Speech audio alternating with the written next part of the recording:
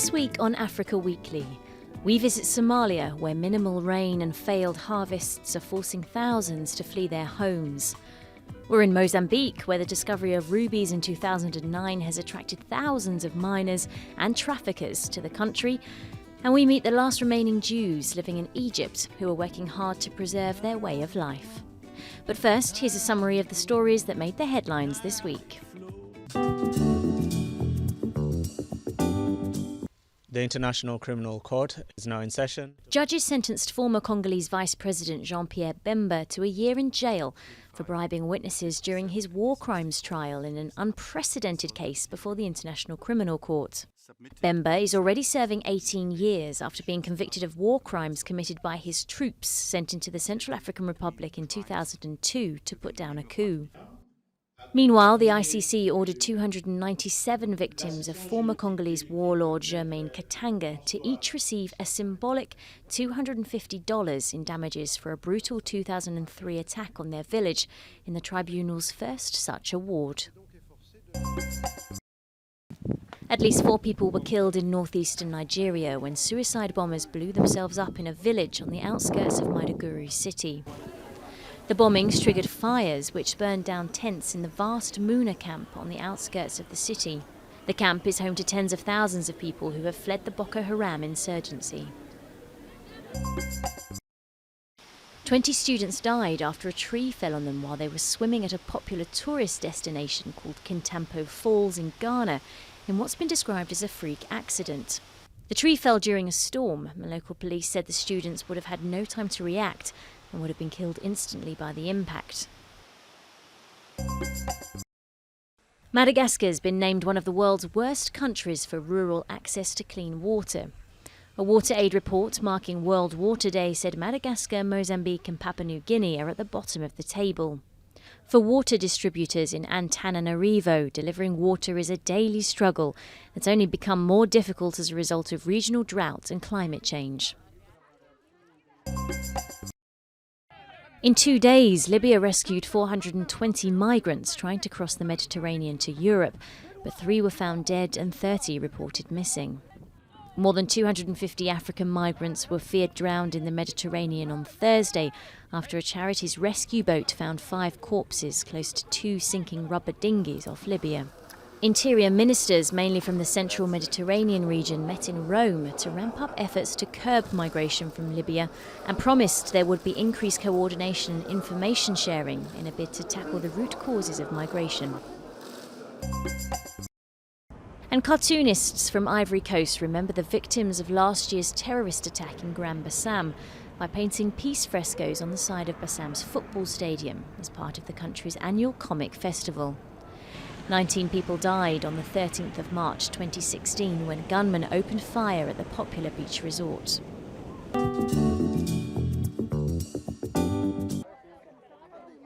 Habibo Abzo walked for 2 days with nothing to eat or drink to reach this camp in the Somali city of Baidoa. She fled when her crops failed and nearby food stores ran out of supplies. Around 2,500 people like Habibo are arriving at this camp every day.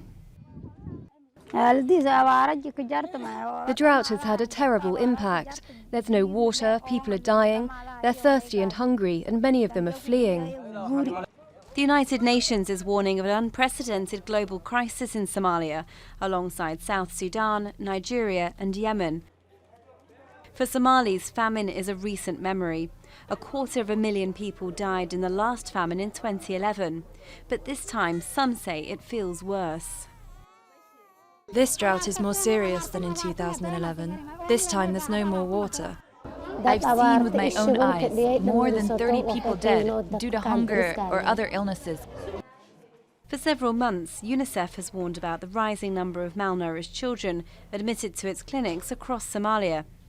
In February, 75 children were treated for malnutrition at this clinic in Baidoa, double the number in January.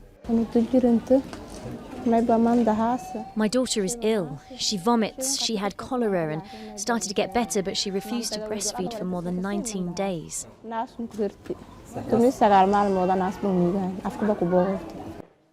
In the camps of Baidoa, aid agencies are providing clean water and medical treatments. There's food in the local markets and the possibility of earning some money in the city. But with little prospect of rain in the months to come, hope is an increasingly scarce commodity.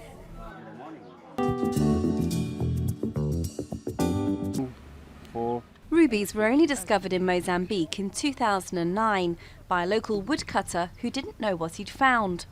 Now, around 40% of rubies sold throughout the world come from the country's northern Montepuez region. Our goal is to find the gravel bed at the bottom of the river in which rubies were deposited around 500 million years ago, transported by rain and scattered among the rocks. The stones are sorted by hand by employees who are frisked several times a day. It's an incredibly lucrative business. British firm Gemfields has made $225 million from rubies at auctions in Singapore since 2012. Mozambique didn't realise it was sitting on such an amazing resource. What we've enabled, what helped with Mozambique by bringing those rubies to market on an international platform, realising the true value of that product, is only going to benefit the country, benefit the people. But the discovery of rubies has been a curse for the region too. Informal miners, gem dealers and traffickers have flooded in from other parts of Mozambique and neighbouring countries, leading to inevitable clashes.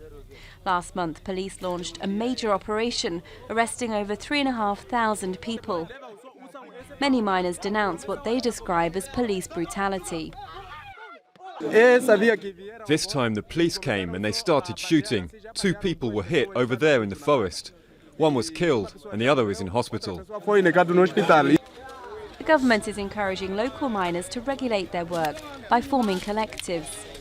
But with poverty so entrenched, many will continue to flood in from other African countries, risking their lives in the hope of finding riches.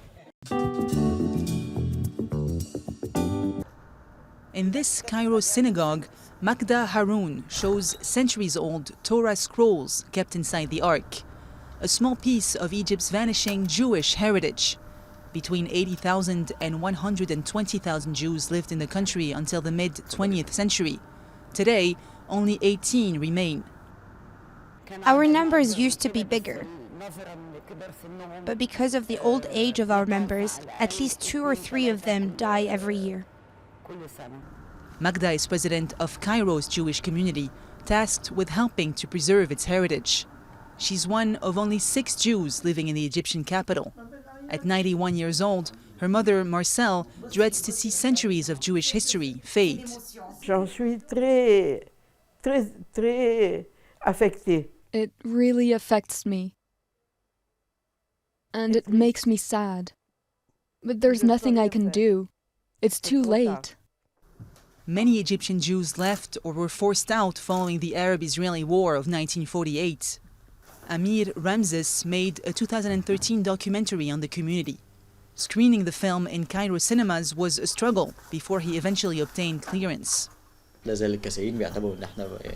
A lot of people still consider that we're in a state of political animosity with Israel, and some still mix the words Jew and Israeli because of that. But I can say that this situation is changing. Little by little, some people are starting to differentiate between Jewish people and those who belong to a state with which there could be a political struggle. Officially, the government makes no distinction between Pharaonic, Islamic, Coptic and Jewish heritage. And the Antiquities Minister says he set up a committee in 2016 to list all Jewish monuments. All antiquities have the same importance for us because they all belong to the Egyptian civilization.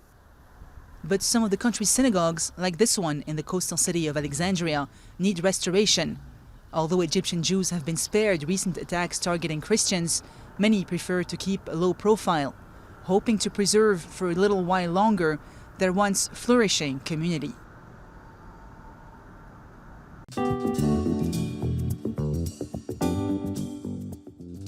Former Belgium coach Mark Wilmots has been appointed to lead Ivory Coast's World Cup qualifying bid.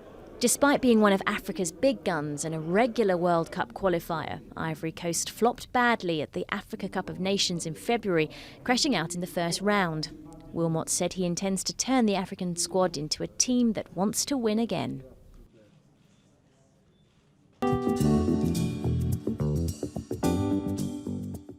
Next week, we meet the French photographer who's exhibiting his latest pictures which capture African nightlife.